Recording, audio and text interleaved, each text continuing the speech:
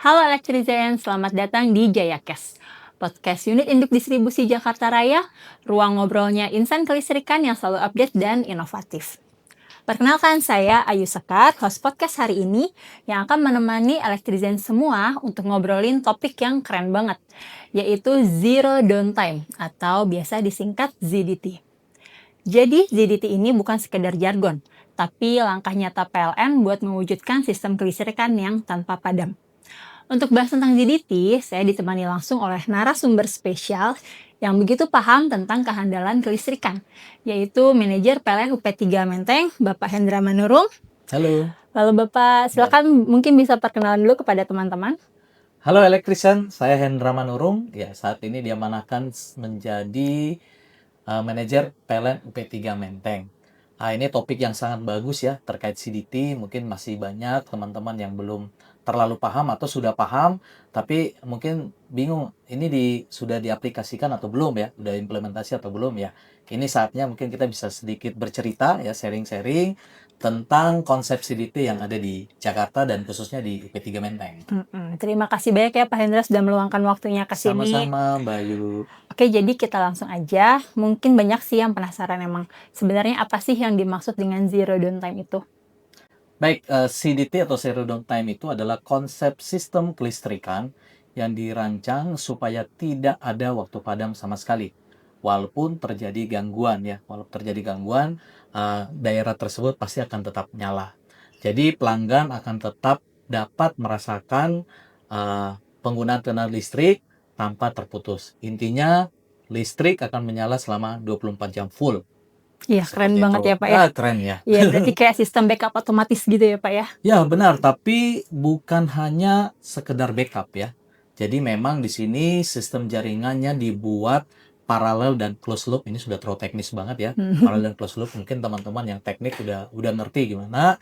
Jadi satu jalur jika terjadi gangguan, maka arus langsung otomatis dialihkan ke jalur tersebut lewat sistem proteksi dan konsep dari kontrol SCADA. Oke. Jadi untuk ZDT ini di kawasan mana aja sih yang sudah diimplementasikan? Kalau di Jakarta ya, khususnya ya di UP3 Menteng dan sekitarnya yang kita sudah implementasikan sistem CDT itu yang pertama di Mega Kuningan di Jalan Rasuna Said, kemudian ada juga di SCBD ya, karena kita tahu itu merupakan kompleks-kompleks bisnis yang betul-betul kehandalannya perlu dijaga. Iya, pusing banget ya Pak. Soalnya kalau itu padam 5 menit aja tuh kayak udah... Oh, jangankan 5 menit Mbak Ayu ya.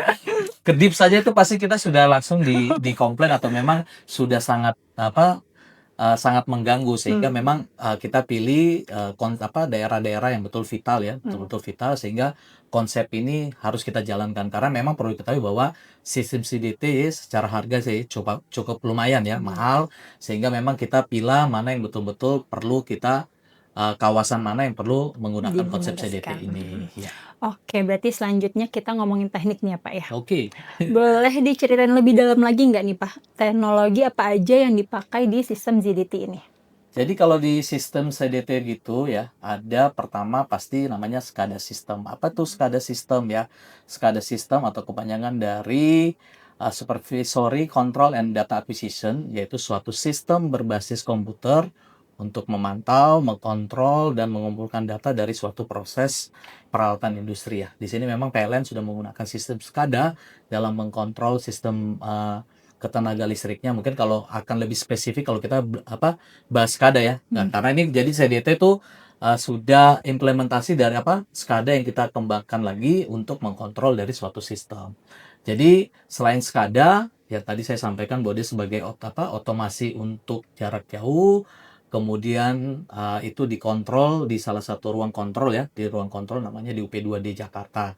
Kemudian yang kedua itu kita pasti memanfaatkan RTU ya atau Remote Terminal Unit, kemudian proteksi relay yang mana ini sebagai sistem komunikasinya, sistem komunikasi dan sistem proteksinya. Karena memang sistem-sistem ini harus bisa berjalan bersamaan, saling mendukung sehingga tadi sampaikan karena tujuannya untuk bagaimana listrik ini tetap tersalurkan ya Tersalurkan. ketika terjadi gangguan, ini bisa bekerja dengan baik. Otomatis gitu ya, langsung Betul berdua sekali, gitu ya. otomatis. Oke. Ya. Nah, kalau dari sisi komunikasinya, gimana caranya mereka berdua ini bisa saling ngobrol gitu?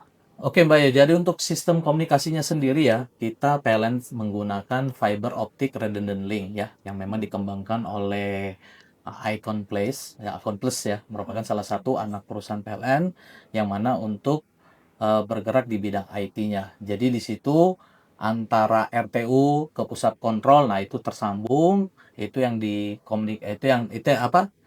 jalur komunikasinya seperti itu yang dikawal oleh teman-teman semua sehingga peralatan kita atau sistem kita CDT ini bisa berjalan dengan baik. Jadi petugas tuh bisa tahu lebih dulu gitu ya kalau misalnya tiba-tiba ada kejadian di suatu Oh lokasi. iya, karena itu kan sudah terkontrol ya, jadi kita petugas itu nggak perlu ke sana, nah itu sudah bergerak atau sudah bekerja dengan sendirinya. Oke. Nah, kalau ngomongin implementasi di lapangannya, gimana sih kondisi si ZDT ini di UP3 Menteng? Kalau kondisi saat ini masih dalam keadaan bagus ya. Kita cek semua cara kerjanya, sistem proteksinya, ini masih terjaga sampai hari ini dengan baik dan memang ada rutin teman-teman baik dari UP3 maupun dari UP2D untuk mengkontrol, mengawal, melakukan pemeliharaan-pemeliharaan kecil baik preventif sehingga ini bisa terjaga dan baik. Jadi kalau statusnya sampai hari ini masih bisa kita bilang oke. Oke, mantap banget ya.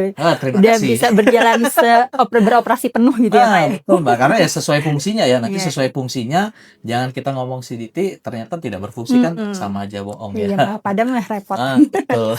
Oke, terakhir Pak, harapan PLN ke depan soal ZDT ini gimana? Harapan kami ya pastinya ini bisa berkembang dengan baik ya, berkembang dan baik untuk kawasan-kawasan vital kita bisa layani dengan baik dengan sistem CDT ini dan pastinya juga dengan adanya teknologi-teknologi baru yang memang akan diadop oleh PLN, sistem CDT ini bisa menjadi lebih baik lagi dan ke depan mungkin bisa lebih murah ya sehingga kita bisa banyak sistem-sistem walaupun memang di kondisi kelistrikan yang lain kita tetap harus jaga keandalannya tapi untuk lebih spesifik bisa kita buat seperti sistem gini.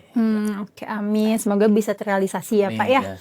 Harapan kita kan sebagai insan PLN, semua wilayah bisa terus merasakan listrik yang andal. Betul sekali. Luar biasa Pak Hendra ya.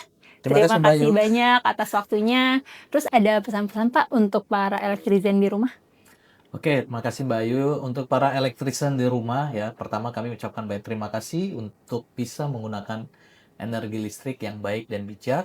Pastinya tetap jaga keamanan ya untuk menggunakan listrik, gunakan listrik secara legal ya. Kemudian kami juga mempunyai aplikasi yang luar biasa namanya aplikasi PLN Mobile, bisa segera di-download, rasakan manfaatnya mulai untuk pelayanan dari permohonan pasang baru, tambah daya, catat meter secara mandiri pun ada di dalamnya. Dan beberapa informasi-informasi penting tentang program PLN ada di dalamnya. Segera manfaatkan. Sehingga teman-teman elektrisian semua bisa merasakan, selain merasakan listrik di rumah baik dan nyaman, pastinya didukung oleh aplikasi yang mendukung untuk informasinya. Gitu Mbak Ayu. Tuh teman-teman jangan lupa ya, download langsung PLN Mobile di App Store atau di Play Store. Terima kasih banyak Pak Hendra atas waktunya hari ini. Semoga obrolan kita bisa nambah wawasan tentang inovasi-inovasi PLN terkini. Kami pamit undur diri, sampai jumpa di episode JKS selanjutnya. Jadi sekarang kita slogan Menteng dulu nih Pak. Oke, Menteng, makin mentereng.